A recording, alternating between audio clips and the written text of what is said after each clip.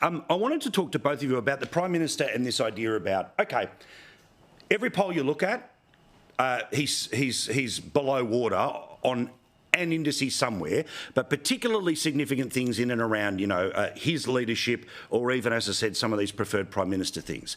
The start of the year, the loosey-goosey, just before everyone comes back time, that's the time to say, you know what, you're right, I got this wrong. But he's decided to say, no, that's just the media talking about it. Simon, if the Prime Minister did adopt a process, not of sitting there and listing every mistake he made on every day, but owning a mistake more honestly, do you think that reopens the door for some soft voters?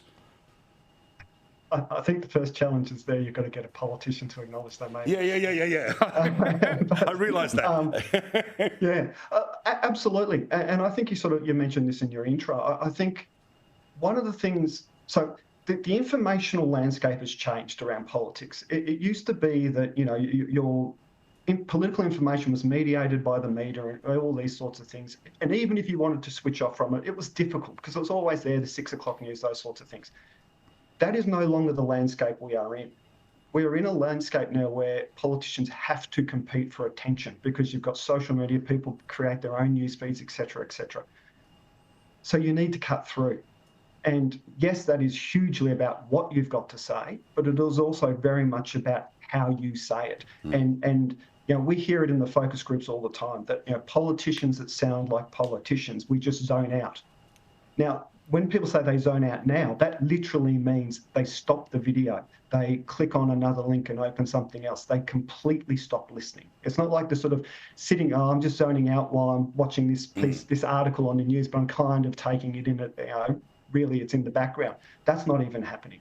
So I think absolutely, I think all politicians need to think about how they communicate to cut through and differentiate themselves from these sort of soundbite, rehearsed kind of political lines. Yeah, I mean, dare I say it's, if like a Dr. Pimple Popper turns up on your Instagram feed, you go, no, that's it. Some people are going to be like that about politics, and the more they do that, then the less of it's going to appear and the fewer people they get to. So last one here, Michael, is the Labor Party seems to believe get Dutton is some magical strategy that eventually, if we can all point at Peter Dutton, like the balls on Jim Chalmers to say, if you vote for Peter Dutton, everything gets worse, when they were the ones that promised 3 years ago, vote for us, everything gets better, and everything did get worse. I know this must work in the ACT, I know this must work in the corridors of Radio National, but it doesn't work in the real world.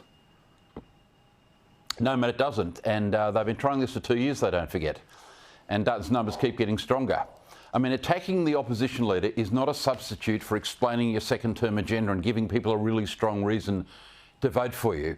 I mean, Dutton wasn't all that popular in Victoria before he became leader. Now people are, as they call it, Dutton-curious, and a lot of people now respect him. Don't forget, it's not federally, it's far more important to be respected than popular. Yes. No one ever liked Malcolm Fraser, but he's got the 2 biggest majorities ever. John Howard was told not to bother at 18%, etc., etc.